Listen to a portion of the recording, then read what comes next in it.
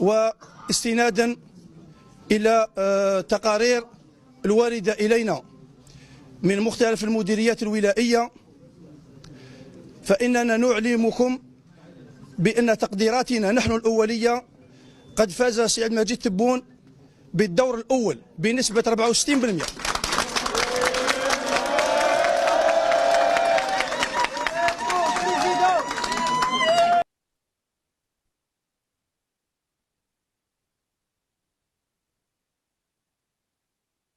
اليوم اللي تنظفت فيه الجزائر من العصابات وتنظفت فيه الجزائر من المال الفاسد، وندخلوا من البوابة الواسعة إلى الجمهورية الجزائرية الجديدة إن شاء الله، لا يظلم فيها أحد ولا تشترى فيها ذمة ولا يدخلها المال الفاسد.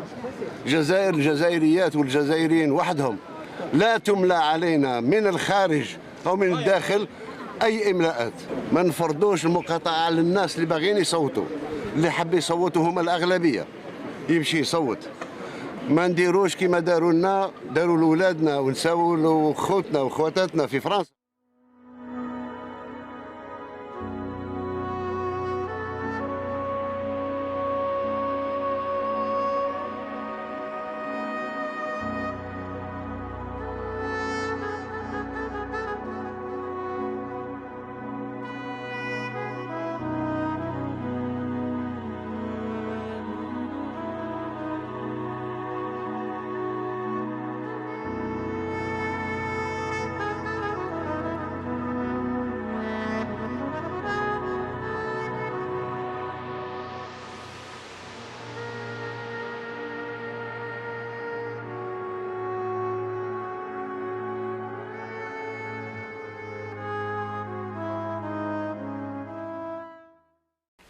الحراك طالب بالمادة 7 والمادة 8، ما فيش ما يعبر على المادة 7 ولا 8 من غير الانتخابات.